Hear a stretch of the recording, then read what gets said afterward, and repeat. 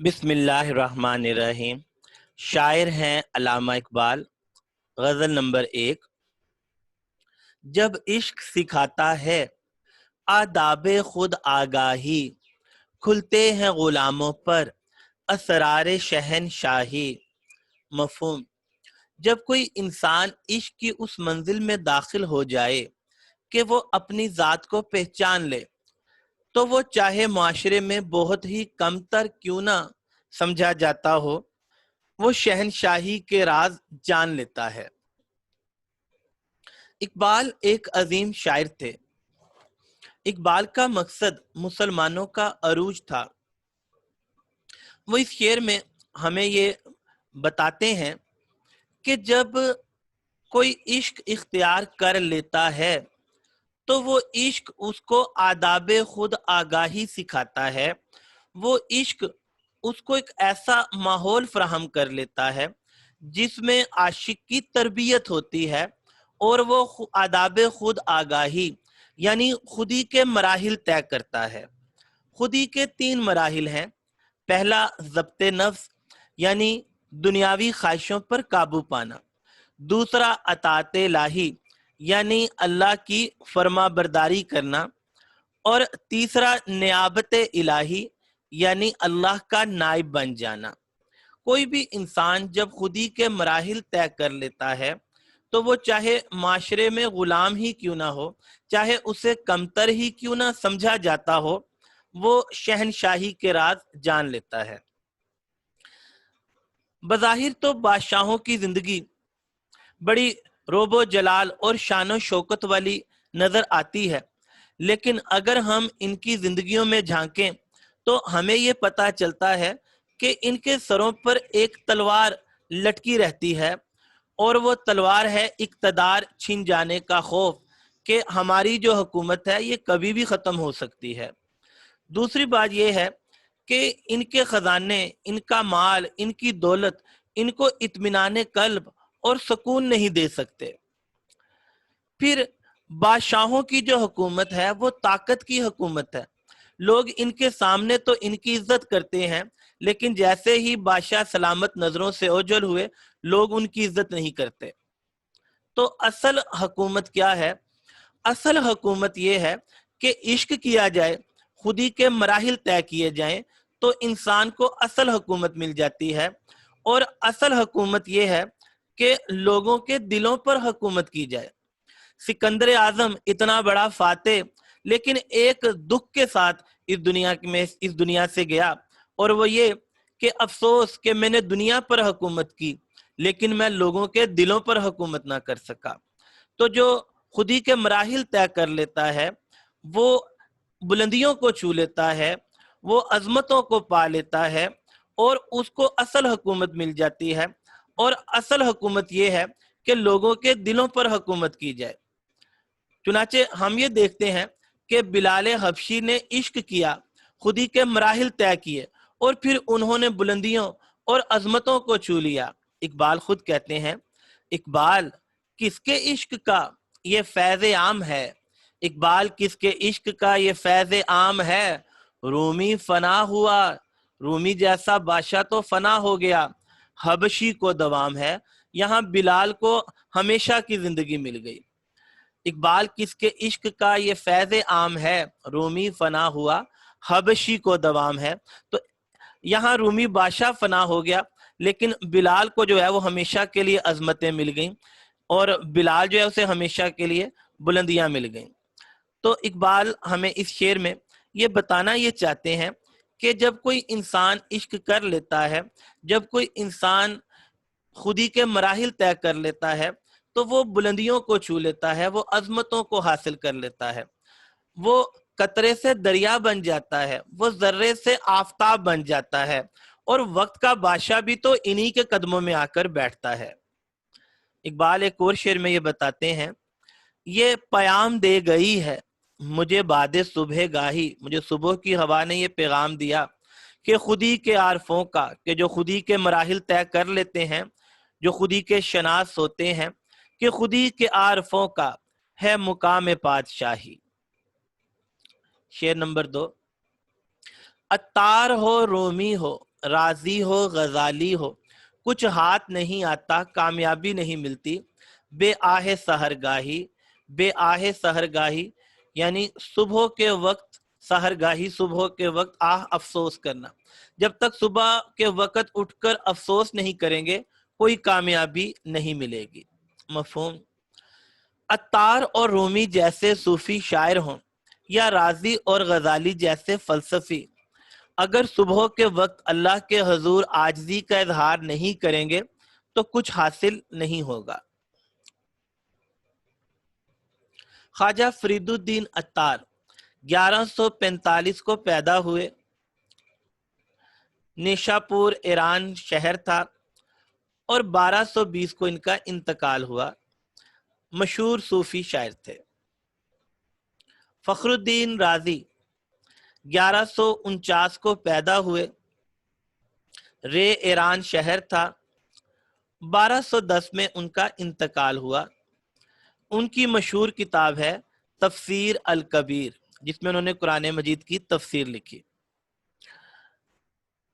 ये मशहूर तबीब, फलसफी और मंतक के माहिर थे। मौलाना जलालुद्दीन रूमी 1207 को पैदा हुए। इनकी पैदाइश का शहर बल्ख अफगानिस्तान का शहर था। 1273 में इनका इंतकाल हुआ। कोनिया में तुर्की का शहर था। ये 13वीं सदी के अजीम सूफी शायर थे, सूफी भी थे और शायर भी थे। मसनवी मौलाना रोम इनकी मशहूर किताब है। कहा जाता है कि अल्लामा इकबाल ने कुरान और हदीस के बाद सबसे ज्यादा मसनवी मौलाना रोम का मुतालिया किया। इमाम गजाली 1058 में पैदा हुए। तूस ईरान शहर था। 1111 में इनका इंतकाल हुआ।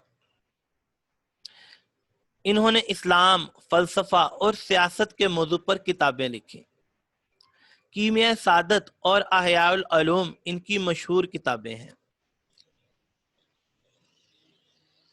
तो इकबाल हमें इस शेर में ये बताना चाहते हैं कि अत्तार, रोमी, राजी और इमाम गजाली जैसे अजीम शख्सियात ही क्यों ना हो, सुबह के वक़्त उठना होगा, मीठी नींद की कुर्बानी देनी होगी, अपने आमाल पर शर्मिंदगी का इजहार करना होगा, अल्लाह के हजूर गिड़गिड़ाना होगा, तब ही दुनिया में कामयाबी मिलेगी, तब ही आखिरत में कामयाबी मिलेगी। तो अल्लाह ताला के सामने जो है वो हमें तहज्जुद के वक़्त उठना चाहिए, अपने आमाल पर शर्मिंदगी और आजिज़ी का इजहार करना चाहिए। ये आजिज़ी का अमल जो है, इनकसारी का अमल अल्लाह ताला को बहुत खुश करता है। और फिर इससे फ़ायदा क्या होगा? इससे फ़ायदा ये होगा हमें अल्लाह ताला का करम हासिल होगा, हम दुनिया में भी इज्जतें हासिल करेंगे, दुनिया में भी कामयाब होंगे और आखिरत में भी हम कामयाब होंगे। इस खाक को अल्लाह ने बख्शे हैं वो आंसू, करती है चमक जिनकी सितारों को अरकनाक। शेर नंबर 3। नोमीद ना हो इनसे ए रहबरे फरजाना, रहबर फरजाना अक्लमंद रहबर मायूस ना हो इनसे, अपनी कौम से। कम कोश तो हैं लेकिन ये कोशिश तो कम करते हैं, बेजोक नहीं राही, ये जो राही हैं, ये जो मुसाफिर हैं, इनमें सफर का ज़ोक कभी खत्म नहीं हुआ, कोशिश जरूर कम करते हैं, लिहाजा इनसे मायूस ना हो। मफहूम। ए अक्लमंद रहबर अपने हम सफरों से मायूस ना हो। ठीक है कि ये लोग मंजिल के हसूल के लिए ज्यादा कोशिश नहीं कर रहे, कम कोशिश कर रहे हैं, लेकिन ये मंजिल तक पहुंचने के जज्बे से बिल्कुल खाली नहीं है। अल्लामा इकबाल इस शेर में अक्लमंद रहबर से मुखातिब हैं। ऐसा लगता है कि रहबर जो हैं वो मायूस हो गए हैं। तो रहबर क्यों मायूस हो गए हैं? रहबर मायूस हो गए हैं क्योंकि वो जो राही हैं, वो जो मुसाफिर हैं, उनमें जज्बे की कमी है, उनमें ईमान की कमी है। वो मंजिल तक जाने के लिए भरपूर जज्बा और ईमान जो है उसको अपने अंदर नहीं समेटे हुए। इकबाल भी एक शेर में कहते हैं, मैंने اے میرے سپاہ تیری سپاہ دیکھی ہے میں نے، اے میرے سپاہ، اے سپاہ کے سردار سپاہ سالار تیری سپاہ دیکھی ہے، کل ہو اللہ کی شمشیر سے خالی ہے نیام، کل ہو اللہ کی شمشیر سے خالی ہے نیام۔